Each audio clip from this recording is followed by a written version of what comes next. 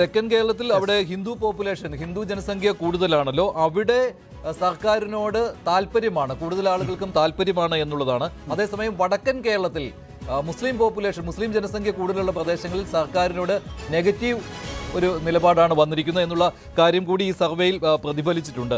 അപ്പോൾ അങ്ങനെ വരികയാണെങ്കിൽ ശ്രീ മോഹൻ വർഗീസ് കൂടി ചേരുകയാണ്. ശ്രീ മോഹൻ വർഗീസ്, പോസിറ്റീവ് എന്ന് പറയുന്നത് 41%, നെഗറ്റീവ് എന്ന് പറയുന്നത് 43%.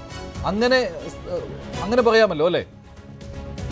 അങ്ങനെ കൃത്യമായി പോസിറ്റീവ് എന്നും നെഗറ്റീവ് എന്നും ഉള്ള ഒരു ലളിത യുക്തിയിൽ ഇത് കാണാനാവില്ല.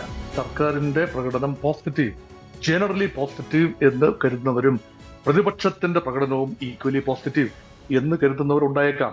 പക്ഷെ സർക്കാരിന്റെ പ്രകടനം മോശമെന്നും വളരെ മോശം എന്ന് കരുതുന്നവർ ഉണ്ടെങ്കിൽ ഒരിക്കലും അവരുടെ വോട്ട് സർക്കാർ അനുകൂലമായി ഈ തെരഞ്ഞെടുപ്പിൽ ലഭിക്കാനുള്ള സാധ്യത കുറവാണ്.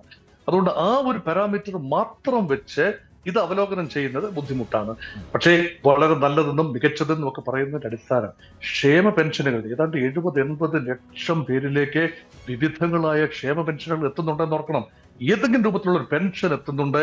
അതിന്റെ ഗുണഭോക്താക്കളായ ആളുകൾ സർക്കാരിനെ പൊതുവെ തള്ളിപ്പറയാനുള്ള സാഹചര്യം വളരെ കുറവാണ്. അതുകൊണ്ട് ഇൻകംബൻസി അഡ്വാൻറ്റേജ് മാത്രമല്ല, പൊതുവെ ഉള്ള ഒരു ഫീൽ ഗുഡ് ഫാക്ടർ ഉണ്ട്. അതായത് ക്രമസമാധാന നില തീരെ കൈവിട്ടു പോയിട്ടില്ല.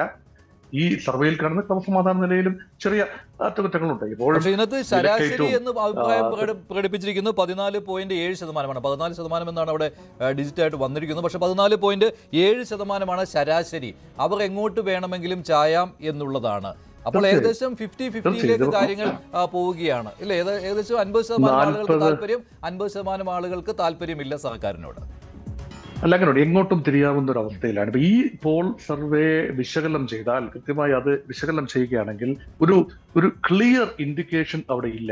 വടക്കൻ കേരളത്തിലെ ഒരു മുസ്ലിം ജനസാമാന്യം പൊതുവെ വിശ്വസിക്കപ്പെട്ടിരുന്ന ഇപ്രാവശ്യം UDF-നോട് ഗാൽവനൈസ് ചെയ്യപ്പെടുന്നു എന്ന പൊതു നിരീക്ഷണമാണ്. മധ്യ കേരളത്തിലെ, പ്രത്യേകിച്ച് മധ്യ തിരുവിതാംകൂർ മേഖലയിലെ ക്രൈസ്തവ ജനസാമാന്യവും മുൻ തെരഞ്ഞെടുപ്പുകൾ, അതായത് ലോക്സഭാ തെരഞ്ഞെടുപ്പ്, തദ്ദേശ തെരഞ്ഞെടുപ്പ്, ഇതെല്ലാം കാട്ടുന്ന ഒരു ചിത്രം അനുസരിച്ച് UDF-നോട് ലേശം പ്രതിപത്തി കാണിക്കുന്നു എന്നതാണ്.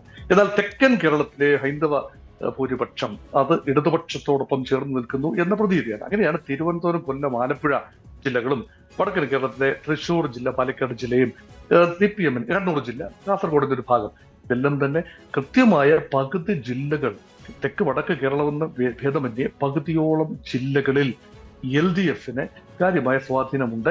മറ്റ് ജില്ലകളിൽ, എറണാകുളം ഉൾപ്പെടെയുള്ള ജില്ലകൾ, മലപ്പുറം, എറണാകുളം, UDF തൂത്തുവാരും എന്ന നിലയിലാണ്. ശരി ശ്രീ മോഹൻ വർഗീസ്, എന്തായാലും ആദ്യത്തെ ചോദ്യത്തിന് ഉത്തരം പറഞ്ഞിരിക്കുന്നത് അതിൽ സർക്കാരിന്റെ പ്രവർത്തനത്തെ നല്ലത് എന്ന രീതിയിൽ വിലയിരുത്തിയിരിക്കുന്നത് 41%, മോശം എന്ന രീതിയിൽ 43%. അതായത് അതിനേക്കാൾ ഉപരിയായിട്ട് ശരാശരി എന്ന ഗണത്തിൽ 14% വരുന്നുണ്ട് എന്നത് വളരെ പ്രത്യേകതയുള്ളതാണ്.